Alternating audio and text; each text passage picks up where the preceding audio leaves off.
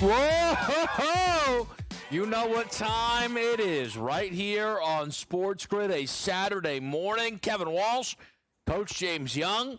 It's Betting Above the Rim pro basketball today as the NBA postseason continues with a huge 8 games this weekend, JY, and we have 2 hours to go through it all. Oh, I don't know if that's enough time.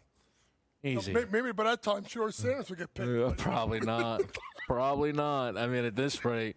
Man, we are so excited to be with you here, though, on this Saturday morning. We have a lot of fascination, I think, in every single one of these series. Even the Oklahoma City up 3-0 situation. You have so many takeaways. We've seen a win now for every single team except for what would be the 8 seeds in Miami and Memphis. So you got a lot of closeness. The top teams are dominating. And I think, JY, we are going to weave through all of, again, these series. But I'll go to you. We're just getting underway. What's the top of mind item from you so far in the NBA postseason? Well, to me, it's you look at the top teams, right? You look at OKC really running away with their series. Yes, they were down, what, 30? Yeah. Or, and then coming back. To me, you look intrigued at Boston, at Orlando. I said that Orlando, was going to get a game, and they did last night. We'll see how that series extends.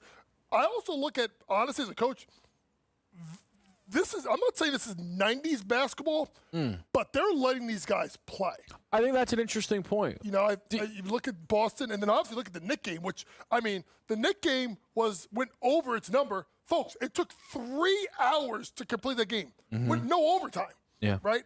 I think physicalness is back in the NBA, and it's driving defenses and may not drive the audience, but to me, it's bringing a little bit more excitement. Yeah, I think you're getting a ton of physicality right now, which I think is really interesting. I think it can be a little bit jarring. I wonder if players will settle in. Maybe some more overs will apply when we get to round number 2. I think for me, the top of mind item, I go to yesterday's slate, and I go to a Minnesota Timberwolves victory that puts them up now 2-1 in this series. The updated odds for the series position Minnesota as a minus 210 favorite. The LA Lakers are at plus 176 for Minnesota, favored for the Sunday matchup as a 3.5-point favorite. The Lakers would flip back to series favorites if they are able to stake game number 4 on the road and regain home court advantage. The reason that this game, though, is top of mind, the reason that this game for me is one of the most fascinating in recent memory, I feel, JY. The Los Angeles Lakers get 38, 10, and 4, 2 steals, 2 blocks out of LeBron James, 5 of 9 from beyond the arc, and they end up losing by double digits to the Minnesota Timberwolves. That should be almost impossible. A halftime lead for the Lakers was trickled away. They had this game tied with under 5 minutes to go in the fourth quarter. They barely scored, though, with any time remaining from that final kind of 4.5-minute mark until the game closed. And there are 2 performances that I think tell the story the most. The first is the Luka Doncic disaster performance. I don't think it's unfair to categorize it as that. He's been great up until this point, I understand. But 6 of 16, 17 points, 5 turnovers, 2 of 8 from 3. You're not going to win with that type of game from Luka. If you do, it's going to take a lot. But the bigger takeaway is the Jaden McDaniels effort. I very loudly and confidently exclaimed that the McDaniels game number 1 performance would easily be his best of the series. While I still think that is true, I'm open to the debate that it was game number 3. 30 points for Jaden McDaniels. Jaden McDaniels now has a 30-point game and a game where he scored 25 on 85% shooting. This changes the math.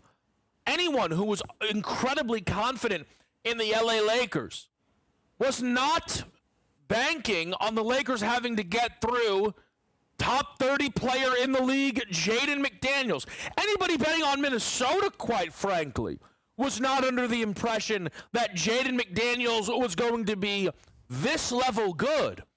And even if McDaniels, JY, is not going to give them this each and every game, he's not. The middle game of his 2 awesome performances was just 8 points. If Minnesota gets one more game like this out of Jaden McDaniels, it could be enough to get them through the Los Angeles Lakers. And I think here's the thing, folks. If you look at Jaden McDaniels, I think he's averaged about 13 points a game versus the Lakers during the regular season. So this is not something where it's like he played great against the Lakers, styles make fights. This is a guy that literally just took his game, forget to the next level, to the next stratosphere, right? And what it does for Minnesota is it gives a 1A to 1B. Like if you would have told me, the top scorer, Anthony Edwards, and Jaden McDaniels would outscore Luka and LeBron, I'd be like, what? Yeah. What are you talking about? Because to me, when we look at Minnesota, it was always about Julius Randle doesn't do it in the playoffs. But what is happening now is because Jaden is doing it in the playoffs, Randle has, honestly, folks, a quiet 22 points, and now there's your third guy. So now, if those two can trade off roles as that second scorer to Ant, and of course, Ant shoot the ball 5 of 10 from 3 last night, and he gets the 3 ball going after struggling, I think, 2 of 8 in game number 2, they become more dangerous. But it's deeper than that when it's Minnesota. It's the fact that I talked about this before the series, and Kevin and I were talking about this before with Pat Foster, prepping for the show. This is a bad matchup for Rudy Gobert.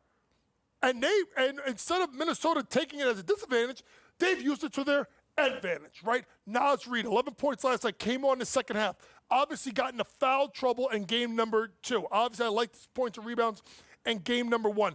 DiVincenzo giving you a little bit more off the bench last night. Alexander Walker giving you effective minutes. Here's the thing. Minnesota, Ant, and everyone else, their games are, I don't even want to say elevating besides McDaniels. They're playing steady basketball. The Lakers have to get A+, maybe not A+ effort. If they're getting A+ LeBron, they need B+ Luka. They can't get C- Luka. They can't get D Luka because there's not a lot of other places where they can go and get scoring. Reeves was better, absolutely. He got some minutes out of Finney Smith. But where are you going? Jackson Hayes gives you 5 for 8 minutes last night. Well, you're not going to play him. Jared Vanderbilt, not really effective. Alex Len, he's still in the league. Right? Gabe Vincent, might as well be Sam Vincent. He was another NBA player for you guys. Don't know about that, a little bit older, but I'm about 49 years old. That's all right. My point is this. You have to get, if these guys are Minnesota, particularly McDaniels, are going to step up, Luka cannot give you what he gave last night. The Lakers are based off of those two guys trading Batman and Robin. And yes, can LeBron be Batman? Yes, but Robin's got to be really freaking close behind LeBron so that when LeBron takes a seat, Luka can take over. Luka must. This is a big Luka Doncic spot in game number 4. Yeah, I think that is true. I just want to emphasize something on McDaniels, though. He played 16 playoff games last year. He had 1 game of 25-plus points. Wild. He has 2 now and 3. He played all 82 games this regular season. Awesome. 4 games of 25 or more points. Again, he has half of that in just 3 playoff games up until this point. I want to confidently tell you, okay, it absolutely won't happen again, but I tell you that after game number 1, and I was wrong. It becomes one of the most fascinating things to me in one of the most fascinating series of these playoffs. We, though, start to talk about the action today, beginning with Miami and Cleveland. Should be a fun one. We break it down with you next on SportsGrid.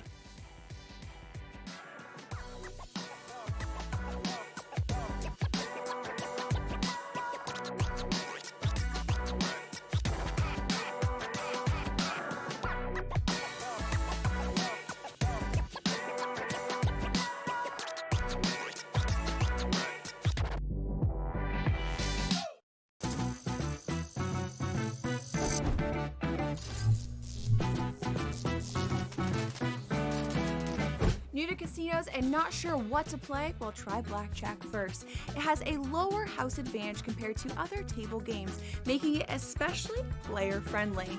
Now, go get lucky.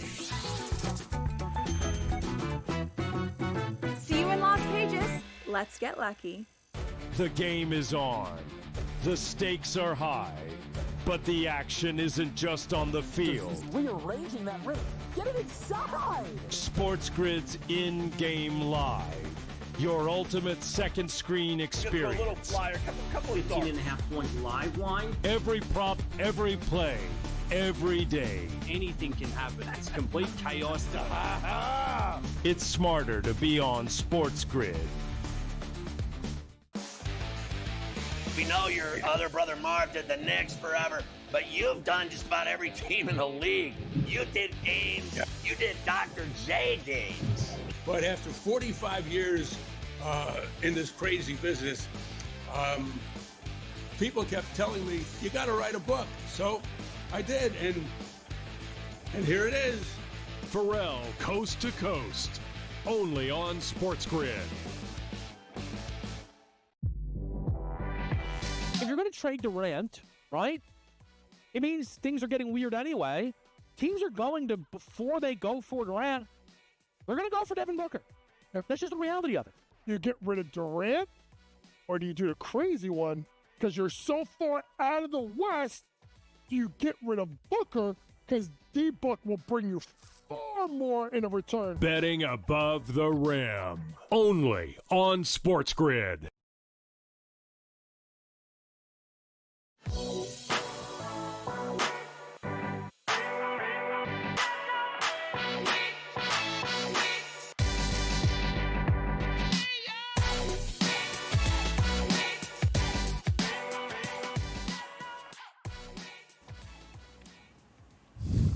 Back with you right here on SportsGrid. Coach James Young. I'm Kevin Walsh with you on this Saturday morning. JY, I want to ask you just quickly. Tell me this. We did our, of course, predictions last week for the postseason, our finals predictions, our conference finals predictions. How do you feel about them right now? Do you feel good, a little unsettled? No, I feel good. I mean, listen, I think, we'll see what happens with Boston. I expect a big bounce back spot in game number 4. I think, they may have to clean that series up a little bit because it's kind of playing to Orlando's advantages.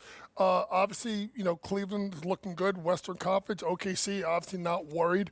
Yeah. And then it's my spicy take with Minnesota. So we'll see. But here's the thing. I ask for this reason though, because we only have a few games, right? Nothing crazy should change. I still think the Lakers will beat Minnesota. I feel very bad about how they will fare now against Oklahoma City in a potential conference finals because I thought the Lakers' offense would be very difficult to slow down. The 104 they scored last night was the most they scored. Simultaneously, though, and maybe ridiculously because they're playing an 8th seed, I feel so good about picking the Cavs to win the title. I feel just put yourself in a box. Remove everybody else. I just have continued to like this basketball team more and more and more. And I understand that they're not even playing a legitimate 8 seed. It's a 10 seed, 8 games under 500, who found themselves, into the postseason. But Miami comes with a ton of pedigree. But game number 1, you saw it clear as day. Postseason Donovan Mitchell, here's a 30-piece, I got it going on. And I think Evan Mobley might be the most important Cav in these playoffs. 9 points, 7 rebounds. Don't worry about it. Miami then making a charge, trying to steal a game, something they did last year to the Boston Celtics in round number 1. Again, Donovan Mitchell turns it on in the 4th quarter. But it's not that he's out there alone, right? He gets 4 made threes from Max Strus. He gets another 20-point performance from Darius Garland, another 20-point performance from Evan Mobley. JY, I love what I am seeing from the Cleveland Cavaliers and continue to believe that this team is going to win the NBA championship. I think what makes Cleveland so interesting is, Kevin, they really are the sum of their parts, right? Mm-hmm. Look at a team with a superstar, a top 20 player in the world, and Donovan Mitchell. Yeah. You would look at them and say, well, if Donovan Mitchell, doesn't go off, we can't win. I think it's the exact opposite. I think when Donovan Mitchell isn't going off, I think the Cavs are more dangerous. And that's what I've seen. Like, tight game one. Ty Jerome, how you doing? 6 or 7 from the floor, close the game out. Evan Mobley gets you 20 last game, 21 out of Garland. They are so dangerous. And to me, when Kenny Atkinson got the job in Cleveland, I really looked at it as like, can he be a guy, kind of like a Mike Brown when he first got to Sacramento, who loses a job, goes to Steve Kerr, learns that split screen action, really, really good at player development, and then off they go. Here's the thing. Miami is not to me, Miami's not a 10 seed. Miami's a team that just, limped their way into the playoffs because they had to figure out without Jimmy Butler. But with Spoelstra, with Bam, with Hero, with some of those guys, they're still incredibly dangerous, and we'll see, and we'll talk a lot about it, now and this show about can they get a game. I think Cleveland may be more battle tested than people think. I would say this, and this may be a crazy take. I think that Miami could give them a harder time than like if they played Milwaukee. If Milwaukee found a way to win the series, which I don't. Right? I think they could give them a harder time than Indiana because the toughness, the pedigree of Miami is going to test Cleveland more than I would say what Memphis is getting OKC. Like if you ask me next round, what team could be on like a little bit of an upset alert? To me, it's OKC because they're not getting tested. And the Clippers or the Nuggets could take them out. Yeah. I think Cleveland's getting tested by Miami, the way Miami came back in game 2, the way I think they'll try and be really tough in their building. You'll get their best effort out of them today, and they will be battle-tested going into the next round. I want to throw something out there on Cleveland, why I think I'm so impressed with what they're doing. So the number 2 offensive rating so far in the playoffs, yes, a super, super small sample size, is Oklahoma City at 120 flat. The worst offensive rating belongs to Memphis, 94.9. That's a 15.1 gap. The gap between OKC as the second offense and Cleveland at number 1 is 16.1.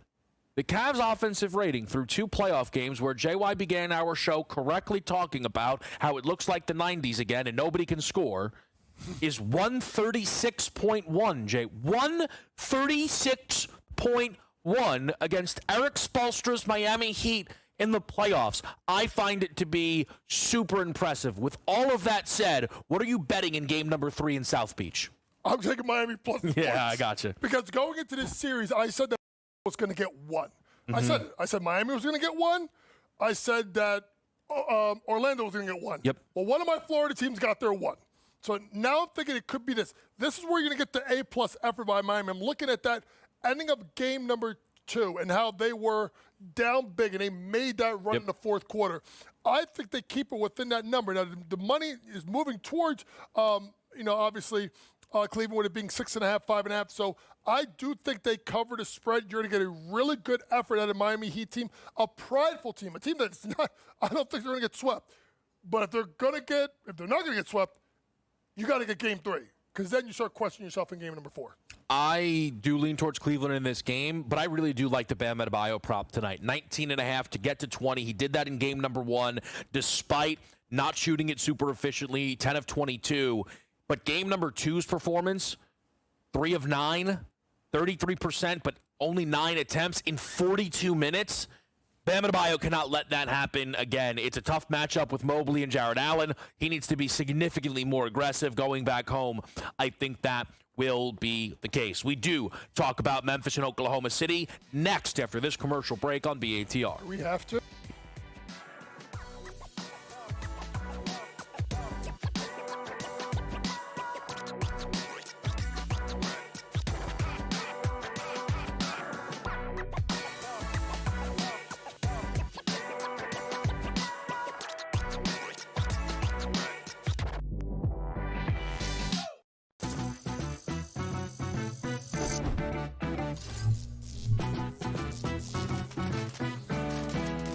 New to casinos and not sure what to play? Well, try blackjack first. It has a lower house advantage compared to other table games, making it especially player-friendly.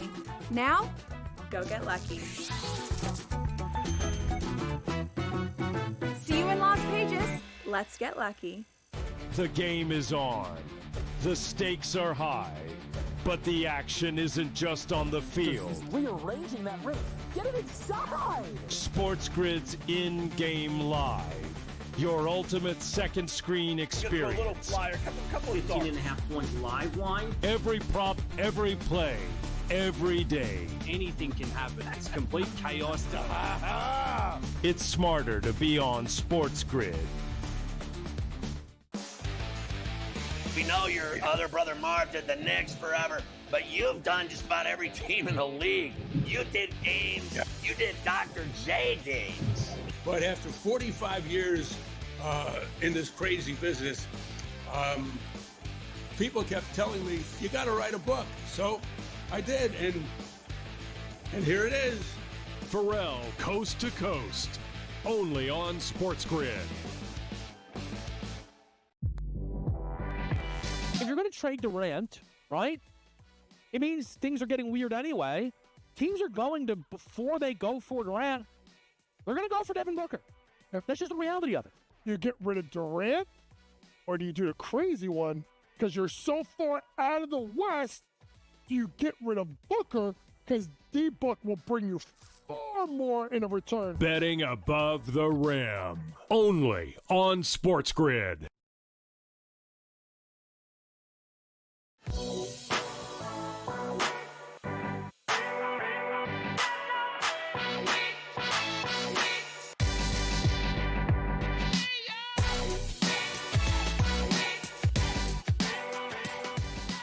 Back with you right here on SportsGrid. We go from the 1-8 in the East to the 1-8 in the West. Today, you have a huge number in Oklahoma City, laying 15 at Memphis. I cannot blame the books, though, because the Grizzlies in game number 3 were up huge at the break.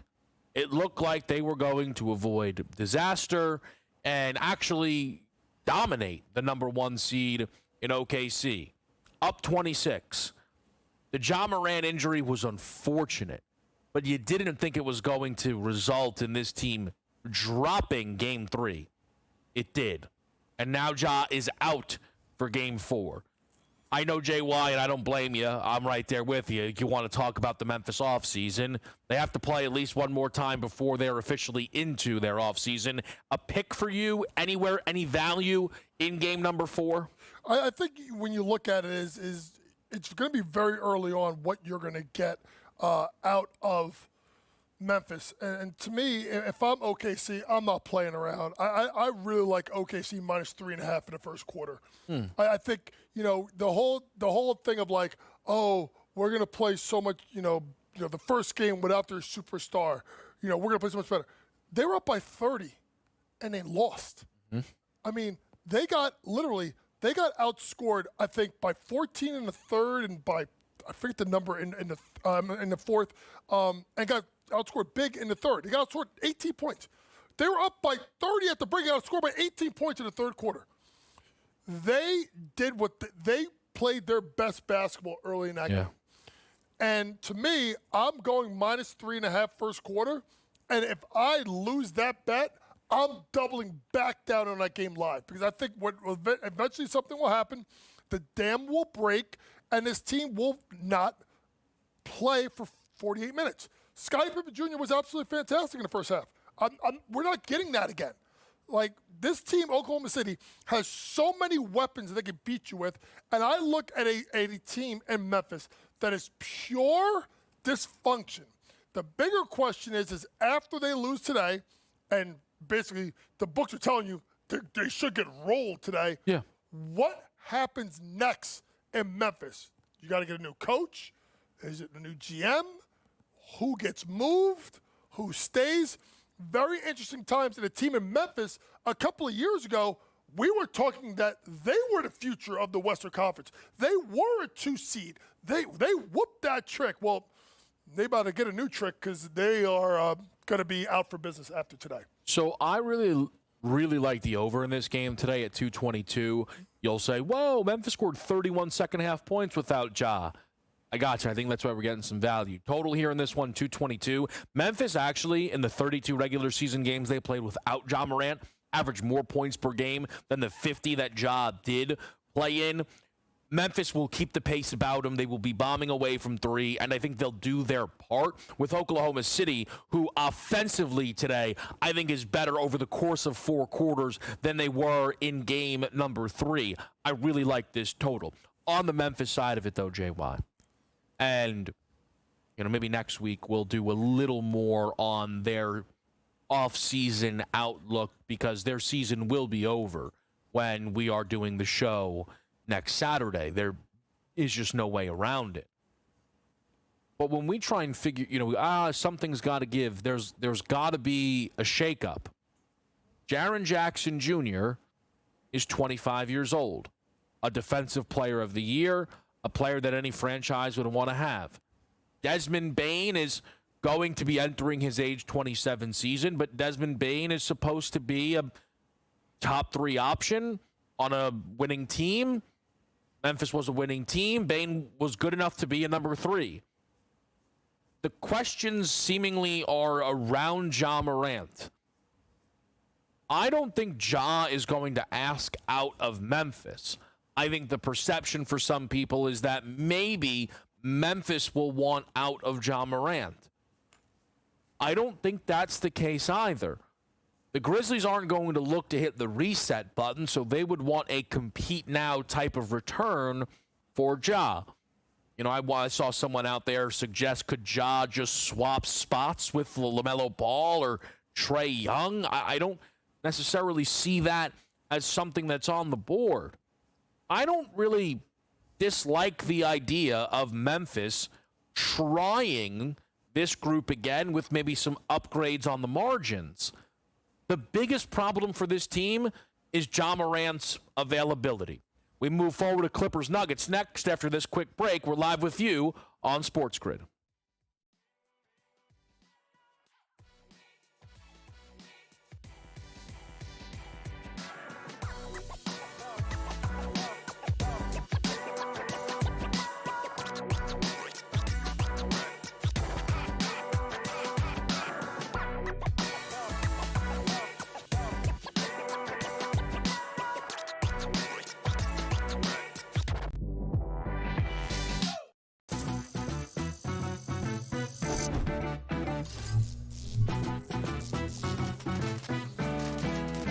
New to casinos and not sure what to play? Well, try blackjack first. It has a lower house advantage compared to other table games, making it especially player-friendly. Now, go get lucky. See you in Las Vegas. Let's get lucky. The game is on. The stakes are high. But the action isn't just on the field. Rearranging that roof. Get it inside! SportsGrid's in-game live. Your ultimate second screen experience. Just a little flyer, couple of thoughts. 18.5 point live line. Every prop, every play, every day. Anything can happen. It's complete chaos. It's smarter to be on SportsGrid. We know your other brother Marv did the Knicks forever, but you've done just about every team in the league. You did Ames. Yeah. You did Dr. J games. But after 45 years in this crazy business, people kept telling me, you got to write a book. So I did, and here it is. Pharrell, Coast to Coast, only on SportsGrid. If you're going to trade Durant, right, it means things are getting weird anyway. Teams are going to, before they go for Durant, they're going to go for Devin Booker. That's just the reality of it. You get rid of Durant, or do you do the crazy one? Because you're so far out of the West, do you get rid of Booker? Because D-Book will bring you far more in a return. Betting above the rim, only on SportsGrid.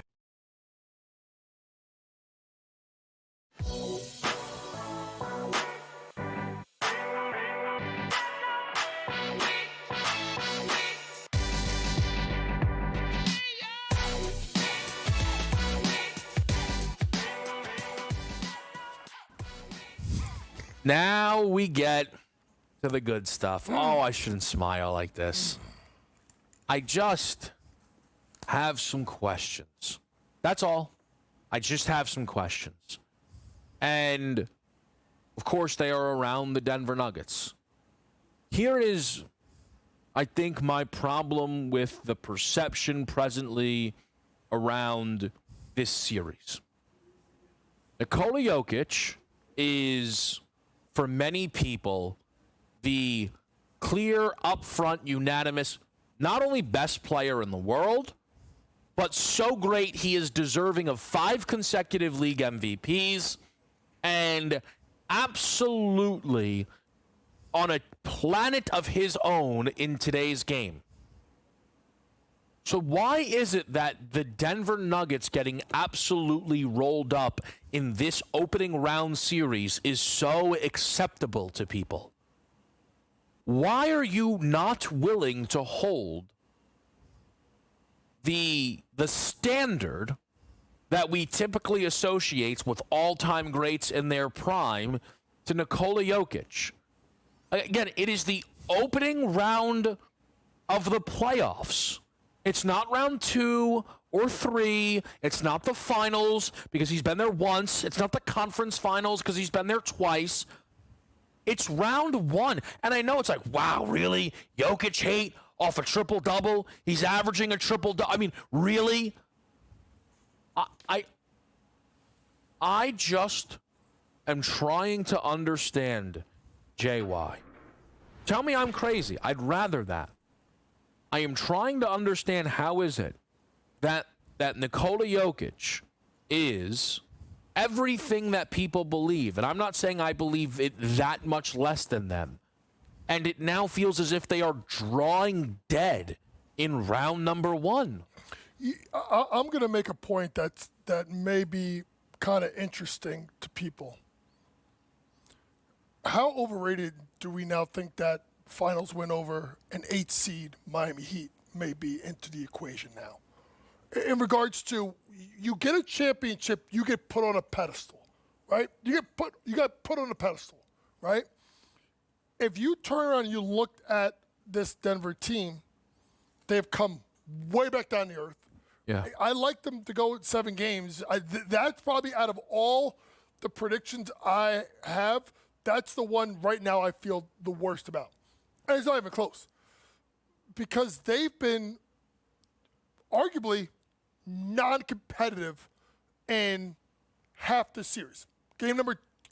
Last game, they lose by, 20, almost 30 points? Over 30 points, I should say, right?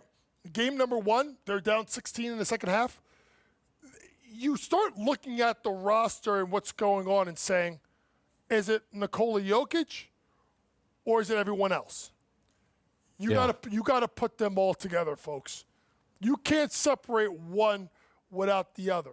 Because the goal of the number 1 player in the planet, the best player on your team, it doesn't matter if you're a point, a shooting guard, small forward, power forward, center, you must uplift the rest of your organization. I don't see that in Denver. How many times do I need to look at Michael Porter Jr. give you 20, 25 points in a game and then come back and give you 2 of 9 from the floor? How many times I have to talk about the fact that after last season, you lose a guy like KCP, a hard hat, nails, glue guy. You lose a Bruce Brown over the last couple of years. You lose a Jeff Green over the last couple of years. Veteran guys that get in the mud, that fight in the playoffs. And I got to rely on Christian Brown. Now, good player, good kid. But they don't have, you look at their roster and you're like, what do they have going for them? And I think Nikola Jokic has to do a better job of uplifting. Listen, at the end of the day, he had a triple-double. But you can't be the best player on your team, you're getting 14 shots. You can't. That's either scheme or you're not wanting the ball enough. And you're willing to dish off to other people. Nikola Jokic today has to get you 35 points. He's got to, if you're the best player in the world, you put the team on your back, You get going early, you score a bunch, and then you set everybody else up. It's kind of like when Kevin and I did In-Game Live a month ago. And he took 7 shots versus the Lakers. And people are like, well, you know, Mike Malone's fault. It's the other guy's fault. No. You're 7-1. You have a high shot. And honestly, you're getting outplayed at points in regards to what they need. Zubac is outplaying you in the series. I know he doesn't have triple doubles, but the gap was supposed to be large. And this kid has not made it even. He's made it close enough that when Kawhi and Harden and Powell and these other guys get going, it's such a huge gap that they can't fill at Denver. Nikola Jokic has to be the best player on the floor today, and I'm not talking triple-double. I'm talking 35-plus points, at least 20 shots. He must dominate with the ball early. He should be his points prop, whatever it is. If they're going to have a chance, he's got to go over. He's got to get going right away. So this is, I guess, to some degree, the setup of the whole breakdown, and I think in an interesting way, maybe you and I feel the same around this. What I am bothered by is not Nikola Jokic praise. What I am bothered by is people who believe Nikola Jokic is trending towards being one of the 10 greatest players in the NBA and that the Denver Nuggets are absolutely lifeless in this series. I do not know how those things can simultaneously exist. So, and why I say that it is almost, I guess, somewhat of a setup of a breakdown, I don't think that Denver is drawing dead. I actually fully believe that they can win today. I like them plus 6.5. And again, sometimes, you know, we just have, look, Coach and I don't agree on everything. I love Nikola Jokic over 27.5 points at minus 102. I think Jokic today steps up and carries a huge workload scoring the basketball today to make sure that this team is droughtless on the offensive side of the rock. So, again, it is hard for me to wrap my head around. And maybe this is the LeBron guy in me of having the utmost belief in Nikola Jokic, but having absolutely none in his team to win another game or to make it out of round number 1. But those two things are coexisting for so many people. And I guess that is then where we weave ourselves back into the Clippers of it all. There is a part of, so I picked Denver to win this series. But my real wager was this series to go over 5.5 games, and I still feel good about that. Who do I want to win? I'm not overly invested, but I think for me the most enjoyable outcome would be the Clippers win this series, and then we get to do that dance again, where Clipper syndrome is at an all-time high, and people are picking the Clippers to beat Oklahoma City, and the Thunder absolutely whitewash this team in round number 2. Or they could be up 3-1 in the – oh, no, that's Doc Rivers. That doesn't – it may not happen with Tyronn Lue. I thought this series was going 7. And I'm not saying that I am against Denver. I agree with Kevin. I think they find a way today. But Nikola Jokic over 7.5 points at minus 138. Mm-hmm. He doesn't get to over 27.5 if he comes out slow. Yeah. He's got to come out uber aggressive. It's going to be interesting to see what happens with Denver, because if they get rolled, we talk about all these teams blowing it up, Denver may be right there with them. That would be a fascinating one. All right, we zoom to the night game. It's Rockets Warriors next.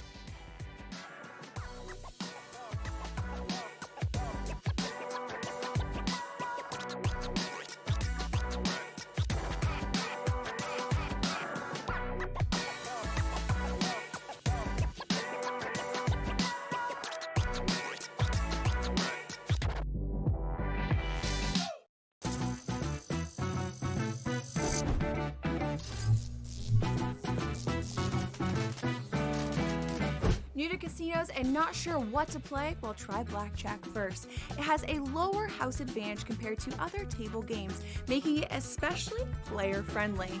Now, go get lucky. See you in Las Vegas. Let's get lucky. The game is on. The stakes are high. But the action isn't just on the field. Rearranging that roof. Get it inside! SportsGrid's in-game live. Your ultimate second screen experience. Just a little flyer, couple of 15.5-point live line. Every prop, every play, every day. Anything can happen. It's complete chaos. It's smarter to be on SportsGrid. We know your other brother Marv did the Knicks forever, but you've done just about every team in the league. You did games. Yeah. You did Dr. J games. But after 45 years in this crazy business,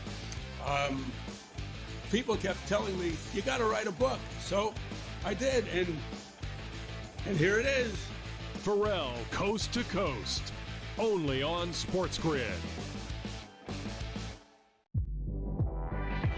If you're going to trade Durant, right, it means things are getting weird anyway.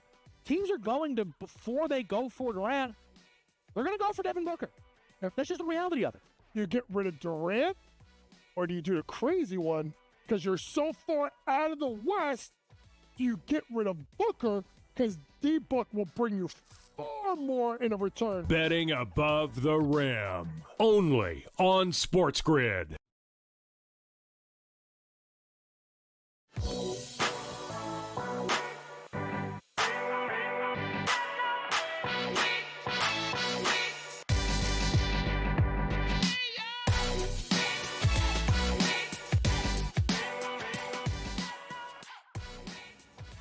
Back right here on SportsGrid, time to break down. Is it the biggest game of the day? Yes. Because through the odds, it is the most in-doubt series that we have. Again, the 2-1-8s, there's no questions. Clippers are up to minus 420. Minus 166 Golden State, plus 140 on Houston. Jay, I want to give it to you open-ended. Warriors, Rockets, we've played 2 games. We've got a third one tonight. What's the biggest thing standing out to you for this series? Biggest thing standing out to me in this series is going to be the resurgence, I guess, of Jalen Green in game number 2. You know, we talked about this before the show, or actually during the break. When you get a team in a spot for the first time, there are nerves. I know people don't want to think so, but there are nerves in this situation. And to me, Jalen Green in game number 1 was not Jalen Green. He was, let's be honest, him and Fred VanVleet were absolutely atrocious, right? Combined with 2 of 17, I think, from 3. Didn't knock down shots. But to me, his resurgence in game number 2, he was the best player on the floor. 52% from the floor, 44% from 3. 6 rebounds, 6 assists, 2 turnovers, 3 to 1 assist turnover ratio, guy that's got the ball in his hands a lot. It's something that is a team that was disrespected so much before the series. Warriors are going to beat them in 5, right? They're going to roll them. They're going to walk in. They're going to beat this team. Not so fast here, and I just think the Rockets are such an intriguing team because we talk about like teams of the future, right? OKC. Folks, Houston, with this depth, with their guard play, with the fact that Reed Shepard was the number 3 draft pick, could be the best player at that class, doesn't even see the floor. This team is going to be around for a long time. So I want us to appreciate the maturity of this team, but at the same time say they could win this series. I know it's 1-1. They lost home court in the first game. They could win this series because Jalen Green could be the best player on the floor, and this may be wild for people to say this. Alfred Şengün could be the second best player on the floor at times. I mean, he wasn't good at 6 of 50 for the floor, but still gave you 17, 16, 7, and 2. What? This team is so good. I don't think they get the respect they deserve, and they will be absolutely in play, and I will not be stunned if they went to the chase and actually got the win. So The big thing around this series is Jimmy Butler. Jimmy Butler injured on a odd play. I think you're crazy if you view it as Amen Thompson being dirty. Can we stop that for a second? Can we, folks, time out. Can we stop this dirty play in the NBA? It's kind of like we didn't talk about it, the whole thing with Lou Dort with Ja. It's the playoffs. Like, I'm 48-49. You don't go to the basket and get anything. That wasn't a dirty play by Amen Thompson. That wasn't a dirty play by Lou Dort. Like, let's start with the softness of the NBA, okay? This is not the time where you just go in and you get layups and you pick the guy off the floor from the other team and pat him on the butt and you smile. And no. It's not that time. Sorry to interrupt you. It was a basketball play. He got hurt. It happens. Move on. Sorry. All good.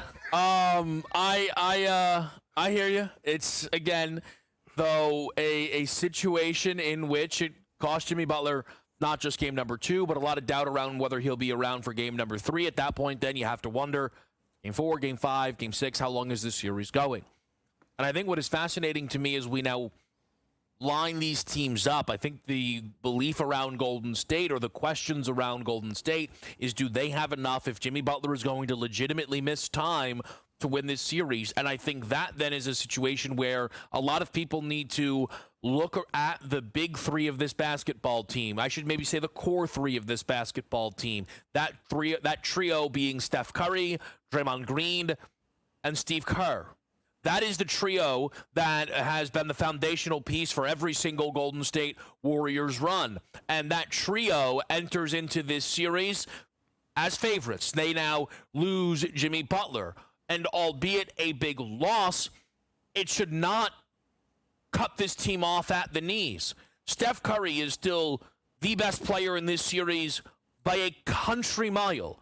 Draymond Green, who finished as a Defensive Player of the Year finalist, should be the most impactful defensive player in this series by a country mile.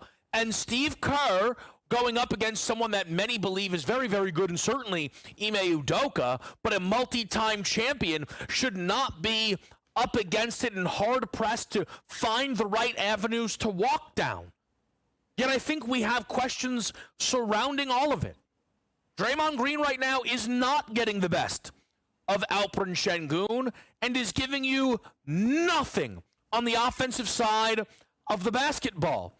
Steph Curry is going to give it his best, but Steph was unreal in game number 1 and nowhere near good enough in game number 2. And then you get to Steve Kerr. And Steve Kerr's handling of this roster, in my eyes, suggests he is retiring at the end of this season, exiling Jonathan Kuminga to then have no choice but to probably start him tonight if Jimmy Butler is out, is not something where I'm going to go, what'd you want Steve Kerr to do? Not exile one of the 6 or 7 best players on your team. Oh, we couldn't find a spot for him. That's on you. People were saying, wow, Kerr proven right that Jonathan Kuminga was a good bench because he struggled off of the bench in game number 2. Are you insane? Jonathan Kuminga hasn't played a basketball game that mattered in a month. And you want him to come off of the bench in a playoff game ice cold and contribute. And he's out there to fill in for Jimmy Butler, so he's supposed to shoot the basketball. There's a lot of responsibility to bear for that big 3. We'll talk about game 3 more next.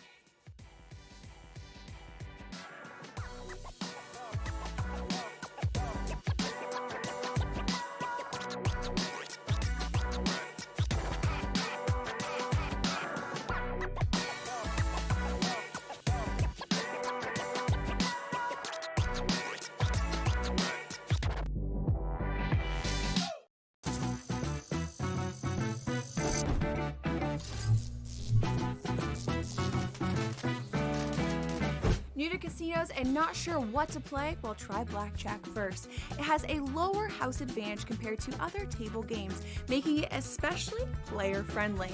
Now, go get lucky. See you in Las Vegas. Let's get lucky.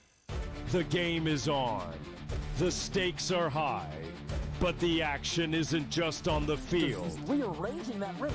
Get it inside! SportsGrid's in-game live. Your ultimate second screen experience. A little flyer, couple of 18.5-point live line. Every prop, every play, every day. Anything can happen. It's complete chaos. It's smarter to be on SportsGrid. We know your other brother Marv did the Knicks forever, but you've done just about every team in the league. You did Ames. You did Dr. J games. But after 45 years in this crazy business, people kept telling me, you got to write a book. So I did, and here it is. Pharrell, Coast to Coast, only on SportsGrid. If you're going to trade Durant, right, it means things are getting weird anyway. Teams are going to, before they go for Durant, they're going to go for Devin Booker. That's just the reality of it. You get rid of Durant, or do you do the crazy one? Because you're so far out of the West, do you get rid of Booker? Because D-Book will bring you far more in a return. Betting above the rim, only on SportsGrid.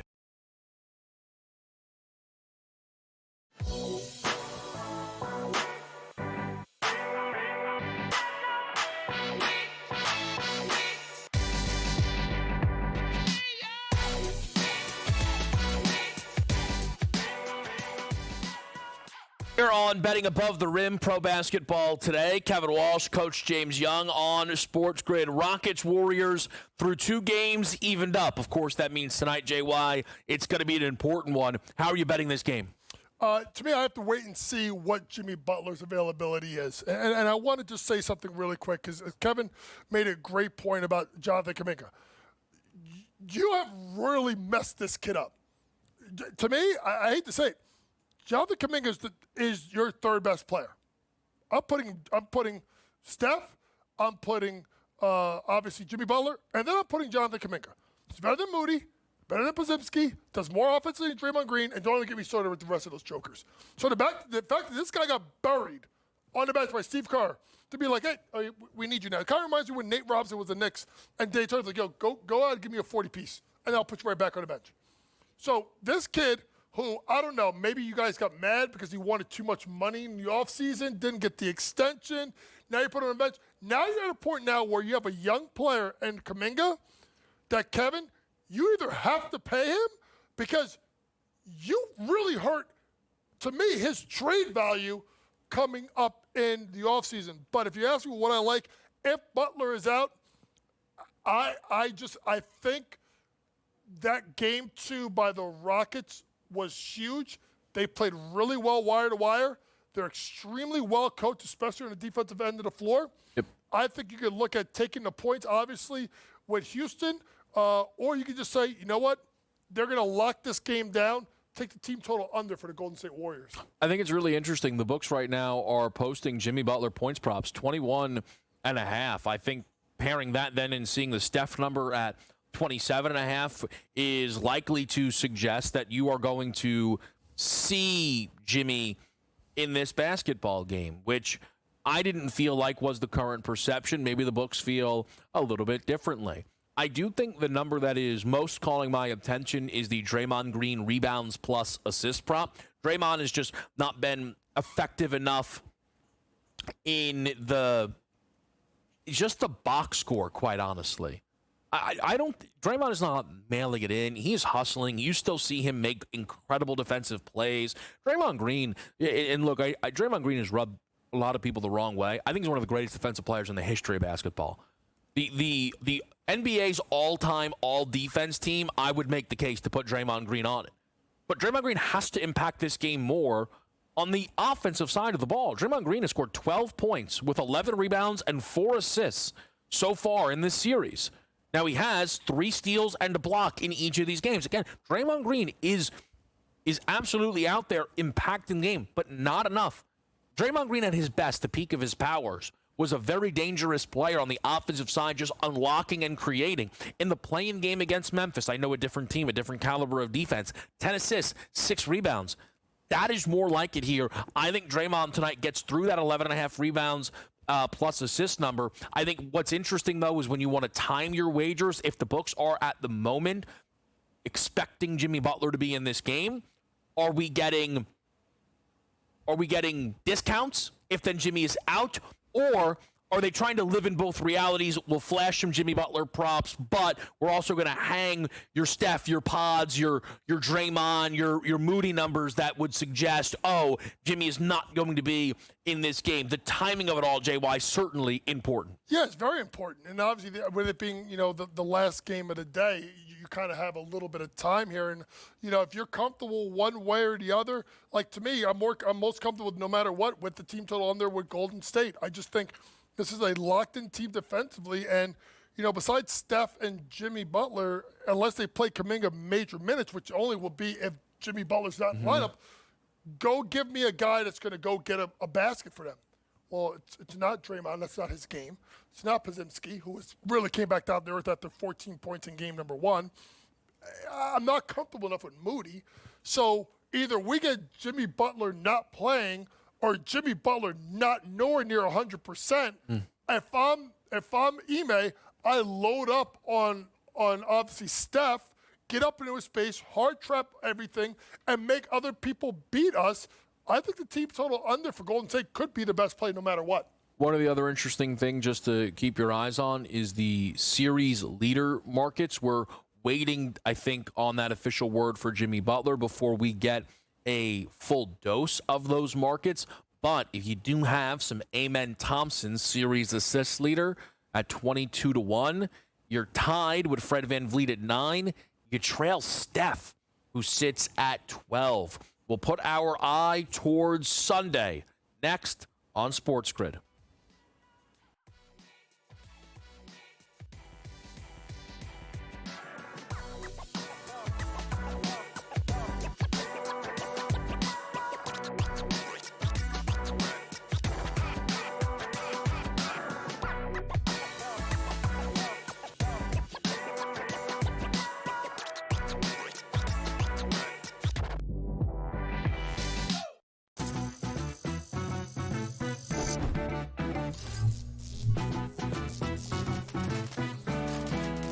New to casinos and not sure what to play? Well, try blackjack first. It has a lower house advantage compared to other table games, making it especially player-friendly.